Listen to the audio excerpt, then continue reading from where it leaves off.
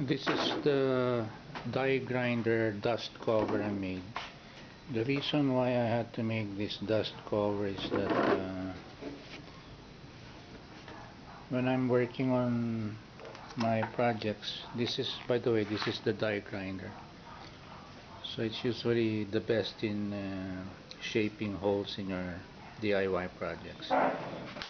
The problem with this is that it scatters the metal dust everywhere. So the metal dust goes here, there, there, and even towards you.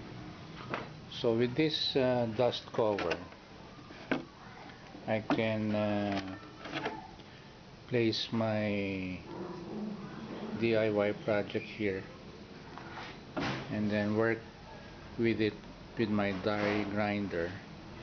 And because there is a cover,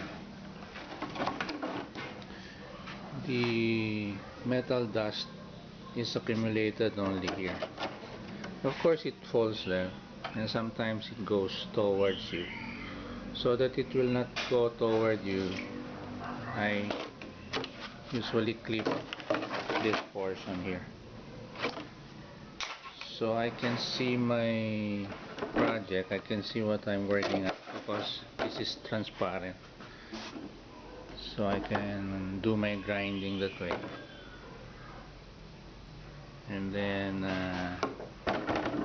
the dust does not scatter everywhere, so it's accumulated there. It only falls down there, so it's easy to clean up the mess after doing your DIY project with the die grinder. This is the big brother of a Dremel.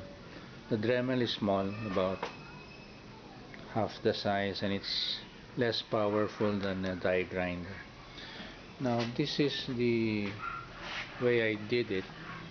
This is a piece of aluminum bar, two pieces, one under and one above, and then I held it in place by means of nuts and bolts. So one here, one there, and then I placed an L bracket. So I place a butterfly nut here so that I can adjust the position. So I can loosen this and adjust the position of the cover. There are several pivot areas. So here, that's one. So one also with the butterfly nut. So I can articulate it here. There's also a pivot area here and another pivot area there. I just place it by means of a vice grip C-clamp. So when I'm checking my work, I just lift this, and then when I want to continue doing my DIY project, I just cover the project that way, and then insert my die grinder over here and do my grinding, so it doesn't become dusty all over my workshop. So there's an L bracket here so that you can adjust the angle of the cover. If you're satisfied with the angle, just tighten this. Also here, so that you can adjust. If you want to move it forward, just pull it. If you want to move it backwards, just push it that way. So that's the that's the purpose of the pivot areas of this articulating arm.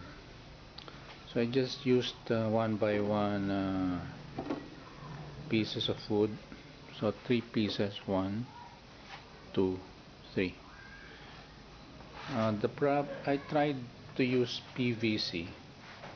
The problem with PVC is that it's very brittle, it will crack.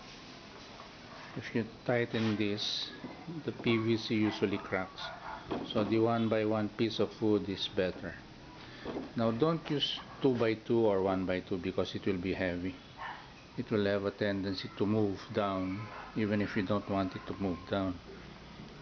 So the 1 by 1 pieces of wood are just of the right weight in this articulating arm.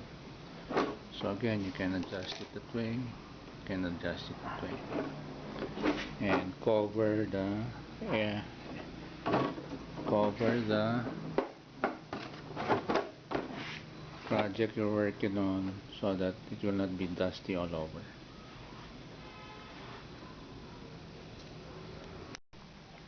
So to make the articulating arm, just cut this portion with your jigsaw, and then the other one that way, drill holes, and then instead of using a nut and bolt, just use a bolt and a butterfly knot so that you can tighten this area with your fingers.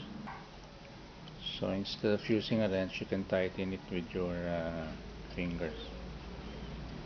If you want it to stay in place, just tighten this one.